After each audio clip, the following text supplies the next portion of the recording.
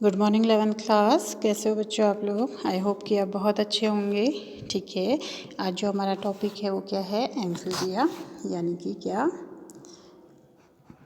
उभयचर। उभयचर मतलब जल और थल दोनों में रहने वाले जीव को हम क्या कहते हैं? उभयचर कहते हैं। ठीक है, तो मेढक उसमें आता है, टोड आता है, सैलामेंडर आता है। ठीक है, तो आज हम क्या पढ़ेंगे? उभयचर के बारे में पढ़ेंगे। ठीक है, जैसे थोड़ा सा चार्ट को रिपीट कर लेते हैं। कल हमने क्या पढ़ा था? कॉर्डेटा पढ़ा था। कॉर्डेटा को 3 उपसंघों में बांटा था, यूरोकॉर्डेटा, सेफेलोकॉर्डेटा और वर्टिब्रेटा। ठीक है, फिर हमने वर्टिब्रेटा को 2 भागों में बांटा था, एगेनेथा और गेनेथोस्टोमेटा। ठीक है, तो एगेनेथा में हमने कल साइक्लोस्टोमेटा भी पढ़ लिया था। ठीक है, फिर गेनेथोस्टोमेटा को हमने फर्दर 2 पार्ट्स में बांटा, डिवाइड किया। पीसिस मत्स्य वर्ग, तो इसमें क्या था? एक कांडिकिथीज और दूसरा ऑस्टिकिथीज, ये भी हमने पढ़ लिया था। आज जो हम पढ़ेंगे वो क्या है? आपका टेट्रापोडा, यानी कि 4 हाथ पाँव वाले जीव। तो उसमें क्या क्या आ जाते हैं बच्चों? आपके उभयचर, सरीसृप, पक्षी वर्ग और स्तनधारी। तो सबसे पहले शुरू करते हैं उभयचर से। ठीक है, तो उभयचर आपको बताया कि जो उभयचर होता है वो कैसा होता है? जैसे नाम से ही इंगित है, ग्रीक वर्ड एम्फी मतलब 2, बायोस मतलब जीवन, 2 जगह पर जीवन यापन करने वाले को हम क्या कहते हैं? उभयचर। और वो कैसा होता है? जल और स्थल दोनों में रह सकता है। अधिकांश इसमें क्या होते हैं? जो 2 पैर होते हैं, शरीर सिर तथा धड़ में विभाजित होता है। कुछ में पूंछ उपस्थित होती है और कुछों में नहीं होती है। उभयचर की त्वचा कैसी होती है? नम, सल्क रहित होती है। नेत्र में पलक पाई जाती हैं और बाह्य कर्ण की जगह क्या होता है? कर्णपटल पाया जाता है। ठीक है, और आहार नाल, मूत्राशय और जनन पथ एक प्रकोष्ठ में खुलते हैं, जिसको क्या बोलते हैं? अवस्कर कहते हैं। ठीक है, और अवस्कर क्या होता है? शरीर से बाहर खुलता है। और जो श्वसन करते हैं वो 3 प्रकार से कर सकते हैं, क्योंकि इनकी त्वचा कैसी है? नम है।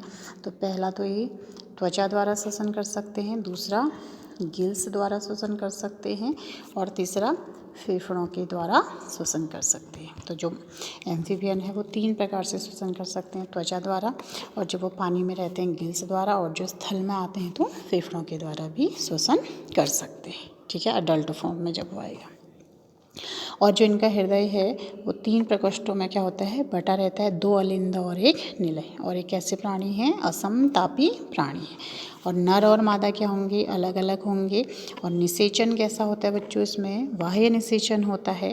और इनका जो विकास है, परिवर्धन प्रत्यक्ष अथवा लार्वा फॉर्म में हो सकता है। ठीक है, जो इनका उदाहरण है वो क्या है? आपकी टोड, मेढक, वृक्ष मेढक, हाइला, सैलामेंडर आदि। चित्र दिखाते हैं आपको। ठीक है, और जो आपका एम्फीबिया है उसका विकास किससे हुआ है? मत्स्य वर्ग से ही हुआ है। ऐसा माना जाता है कि मत्स्य वर्ग के जो फिन्स थे वो किस में कन्वर्ट हो गए? पैरों के रूप में कन्वर्ट हो गए। और मेढक ही ऐसे जीव थे, यानी कि उभयचर वर्ग के जीव ऐसे जीव थे जो पानी से पहली बार कहाँ आए थे?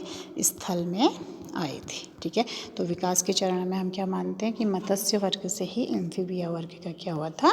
विकास हुआ था। ये है आपका सैलामेंडर। ठीक है, कलरफुल है। और बच्चों एक बात और है, जो जीव जितना कलरफुल होता है वो उतना ही खतरनाक और विषैला भी हो सकता है। ठीक है, और ये हैं आपके मेढक के अंडे। ठीक है, मेढक के अंडों में कवरिंग नहीं होती है कैल्शियम कार्बोनेट की। जैसे आपने नॉर्मल अंडे देखे होंगे ना, सारे वाइट होते हैं, कैल्शियम कार्बोनेट की कवरिंग होती है। लेकिन जो एम्फीबिया वर्ग के जो अंडे होते हैं वो क्या होते हैं? विदाउट कवरिंग होते हैं, जेली लाइक स्ट्रक्चर में किसी पत्ते में तो या किसी अन्य जगह पर चिपके रहते हैं और एक साथ जेली जैसे स्ट्रक्चर में रहते हैं। ठीक है, इसलिए ही इनको किसकी आवश्यकता पड़ती है? जल की आवश्यकता पड़ती है। पूर्णतया इस स्थल पर सक्सेसफुल एनिमल नहीं है। जनन करने के लिए इनको कहाँ जाना पड़ेगा? पानी में जाना पड़ेगा।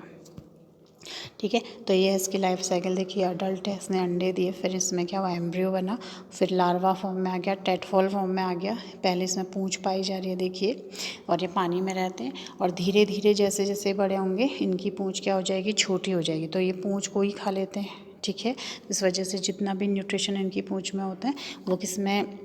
इसको बोलते हैं कायांतरण। ठीक है, मेटामॉर्फोस। तो इससे क्या होगा, पूंछ हट जाएगी और ये क्या हो जाएगा, अडल्ट मेंढक के रूप में फिर ज़मीन पर आ जाएगा। और जब भी इसको जनन करना होगा ये कहाँ चली जाएगा, पानी में चले जाएगा। तो इसलिए इनका जो जीवन चक्र है उसमें दोनों ही जगहों पर क्या होती है, स्टेजेस आती है। ठीक है, तो इसलिए इसको क्या बोलते हैं हम, जल और स्थल दोनों में रहने वाला जीव कौन सा हो गया, का एम्फीबिया हो गया। ठीक है, नेक्स्ट हम इसमें बात कर रहे हैं वो है आपका सरीसृप वर्ग। ठीक है, नेक्स्ट जो है आपका वो है आपका क्या, सरीसृप वर्ग। ठीक है, जैसे आप चित्र में देख रहे होंगे यहाँ पे क्या हुआ है, सांप। तो इसका मतलब क्या है, सरीसृप का मतलब होता है रेंगने वाले। ठीक है, रेंगने वाले जीव। ठीक है, तो रेंगने वाले जितने भी जीव होते हैं वो किस में आते हैं, आपके सरीसृप वर्ग में आते हैं। ठीक है, रेंगने वाले जीवों को हम क्या कहते हैं, सरीसृप वर्ग में रखते हैं। ठीक है, तो इसमें जो त्वचा होती है वो कैसी होती है, कठोर यानी कि सल्क युक्त होती है। ठीक है, सल्क युक्त होती है, मोस्टली ये विषैले होते हैं और मांसाहारी होते हैं, कार्निवोरस होते हैं। ठीक है, तो ये क्या हो गया आपका सरीसृप। इसकी विशेषताएं देख लेते हैं।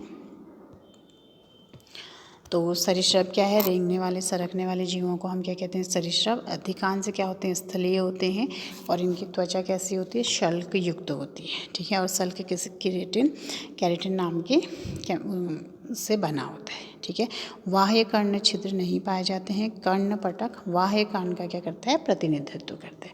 और एक जोड़ी पाद पाए जाते हैं। देखिए, एक जोड़ी आगे लगे हुए हैं, एक जोड़ी पीछे लगे हुए हैं। और इनका जो हृदय होता है, ठीक है, हृदय होता है वो 3 प्रकोष्ठों में बना होता है सरीसृप का। लेकिन इसमें मगरमच्छ एक ऐसा है जिसमें 4 प्रकोष्ठों में हृदय बटा हुआ होता है। ठीक है, इसमें अपवाद है मगरमच्छ जिसका हृदय क्या होता है, 4 प्रकोष्ठों में क्या होता है, बना हुआ होता है। और सरीसृप वर्ग को हम क्या कहते हैं, असमतापी वर्ग है। ठीक है, इनका अपना कोई बॉडी टेम्परेचर नहीं होता है, वातावरण के अनुसार ही बॉडी टेम्परेचर घटता बढ़ता रहता है। ठीक है, और ये क्या होते हैं, जो सर्प होते हैं और छिपकली होती है, ये क्या करते हैं, अपनी कैचुली को निकाल लेते हैं। ठीक है, आपने सुना होगा जब आप गाँव या कहीं पर गए होंगे तो कि सांप ने अपनी कैचुली छोड़ रखी है। तो इससे क्या होती है, जो भी रेंगते हैं ना ज़मीन पे, तो क्या हो जाता है, जब ये गंदे हो जाते हैं, क्योंकि कवक है, फंगल है, वायरसेस हैं, तो उसकी वजह से ये साल में क्या करते हैं, अपनी कैचुली को निकाल लेते हैं। ठीक है, और नर और मादा क्या होंगे, अलग अलग होंगे। निषेचन कैसा होगा, आंतरिक होगा। ठीक है, और क्या होंगे, अंडज होते हैं, अंडों को देते हैं। तो पहले ऐसे जीव हैं जो स्थल पर पूर्णतया डिपेंडेंट है, यानी कि इनको जनन करने के लिए क्या है, जल की आवश्यकता नहीं पड़ेगी। क्यों, क्योंकि इनके जो अंडे हैं वो कैसे होते हैं, कैल्शियम कार्बोनेट युक्त होते हैं। तो वो धूप से क्या होता है, सूखते नहीं है। जैसे मेढक के अंडों के लिए पानी आवश्यक है, तो ये क्या है, स्थल पर आसानी से सर्वाइव करने वाले पहले जीव हैं कौन, सरीसृप वर्ग। ठीक है, और सरीसृप वर्गों ने काफ़ी लंबे समय से, डायनासोर भी क्या थे, इन्हीं का एक रूप थे। तो वो क्या है, इन्होंने बहुत लंबे समय तक पृथ्वी पर क्या है, राज किया है। तो उनमें से कुछ ये जो बचे हैं वो क्या हैं, मगरमच्छ हैं, वृक्ष छिपकली है, टर्टल है, सांप है, और जितने प्रकार के जहरीले सांप हैं या घड़ियाल हैं, एलिगेटर हैं, वो सब भी किस में आते हैं, सरीसृप वर्ग में आते हैं। ठीक है बच्चों, तो सरीसृप वर्ग में क्या आ गया आपका, एक तो एलिगेटर आ गया। ठीक है, ये है आपका मगरमच्छ। ठीक है, देखिए कितना खतरनाक है। ठीक है, तो इसके बाहर से स्केल पाए जा रहे हैं और एक जोड़ी आगे एक जोड़ी बने, यानी कि क्या हो गया, आपके 2 जोड़ी पाद पाए जाते हैं और पुच्छ भी इसमें पाए जाते हैं। ठीक है, और जो दांत होते हैं वो कैसे होते हैं, बड़े कटीले होते हैं, किसी भी चीज़ को आसानी से चीड़ फाड़ सकते हैं। ठीक है, तो ये क्या हो गया आपका सरीसृप वर्ग है। तो सरीसृप वर्ग में क्या आ गया, जितने भी सांप हैं, जितने मगरमच्छ हैं, सब किस में आएंगे, आपके सरीसृप वर्ग में आएंगे। ठीक है, तो ये भी कैसे हैं, आपके असमतापी प्राणी। ठीक है बच्चों, तो पहले हमने क्या देखा, मेढक देखा था। मेढक इसमें आया आपका उभयचर में आया।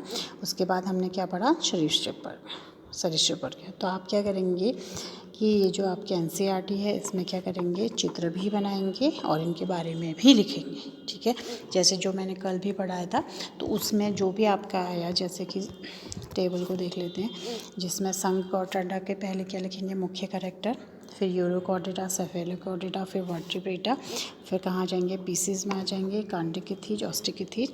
और जो जो हम पढ़ते जा रहे हैं, अभी जैसे हमने उभयचर और सृष्टि पढ़ा, तो इसको भी आप विद डायग्राम कॉपी में बनाएंगे, ठीक है।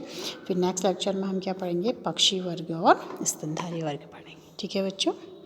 तो आज के लिए इतना ही, थैंक यू।